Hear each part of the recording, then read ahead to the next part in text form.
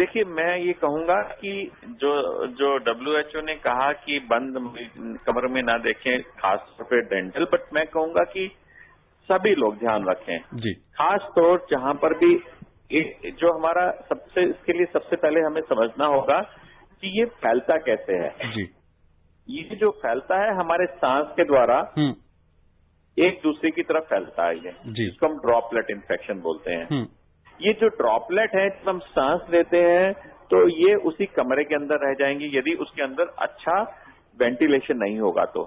हवा में है तो हवा में कहाँ रहेंगी, उसी कमरे के अंदर रहेंगी। यदि हमारा चारों तरफ से कमरा बंद है और खास तौर पर जब एयर कंडीशन है, एयर कंडीशन में क्या होता है, आपको लगेगा कि शायद हमारे पास हवा बाहर से कहीं आ रही है। नॉर्मली जो एयर कंडीशन होता है उसमें जो आपकी हवा सर्कुलेट हो रही होती है, जो विंडो एसी या स्प्लिट एसी होते हैं, आपके उसी कमरे की हवा सर्कुलेट हो रही होती है।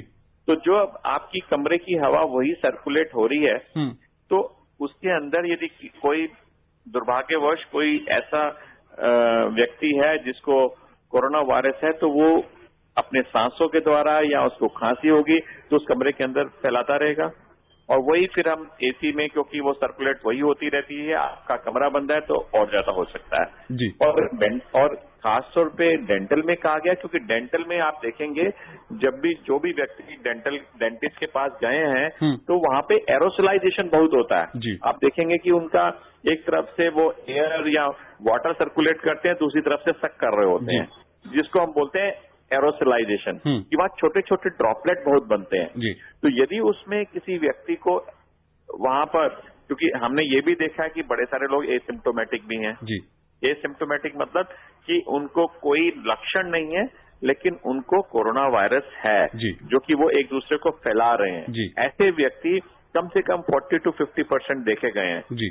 तो क्योंकि जो व्यक्ति को कोरोना वायरस है वो तो आएगा ही नहीं, उसको खांसी है, जुकाम है, वो तो शायद डेंटिस्ट के पास नहीं जाएगा। लेकिन ऐसे व्यक्ति जो एसिम्प्टोमेटिक है वो जरूर डेंटिस्ट के पास जा सकते हैं, क्योंकि उनको मालूम भी नहीं और उनको कोई लक्षण भी नहीं है। तो आपको दांत की प्रॉब्लम है, वो चले गए। लेकिन वहां पर जो हम जो वहां पर जो देखने का तरीका है उसमें और उनको एग्जामिन करने का या उनकी चेकिंग करने का, उसमें एरोसोलाइजेशन बहुत होता है। तो यदि हमारा बंद कमरा होगा तो उस एरोसोलाइजेशन में कितने सारे वायरस बाहर निकलेंगे, जो आसपास के मरीजों को वहां पर जो बैठे होंगे या जो डॉक्टर है, डेंटिस्ट है या उसके साथ में जो वर्कर्स हैं, उनकी तरफ जा सकते हैं। बिल्कुल। इसलिए डेंटल जो क्लिनिक है उनमें वेंटिलेशन बहुत होना जरूरी है, ताकि ताजी हवा आती रहे वहां पर। आप खिड़की खोल के रखिए, अपना एग्जॉस्ट फैन खोल के रखिए, ताकि एक तरफ से हवा आए, दूसरी तरफ से हवा चली जाए। तो ताकि यदि किसी दुर्भाग्यवश किसी व्यक्ति को एसिम्प्टोमेटिक कैरियर जो था भी वहां पर और उसने बहुत सारे कीटाणु फैला भी दिए, तो बाहर निकल जाएंगे। इसलिए बहुत अच्छा वेंटिलेशन का WHO ने दिया है और हमें उसका पालन करना चाहिए, खासतौर पर डेंटिस्ट को, कि वो वेंटिलेशन का बहुत अच्छा ध्यान रखें। या तो एग्जॉस्ट फैन चला के रखें या अपना विंडो या यदि एसी चलाया हुआ है, क्योंकि नॉर्मली एसी में हम सारे कमरे बंद कर देते हैं, सारी खिड़कियां बंद होती हैं, तो प्लीज एग्जॉस्ट फैन चला के जरूर रखें और अपनी मेन एंट्रेंस का दरवाजा खुला रखें, ताकि